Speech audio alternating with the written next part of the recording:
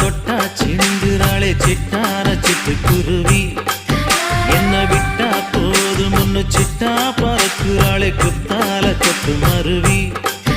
அந்த சீம காட்டுல சின்ன தேனு கூட்டுல அந்த தெக்கு சீம கரட்டுல தேர் எடுத்து வச்சிருக்கேன் சின்ன பொண்ணே ஊட்டி விடவா.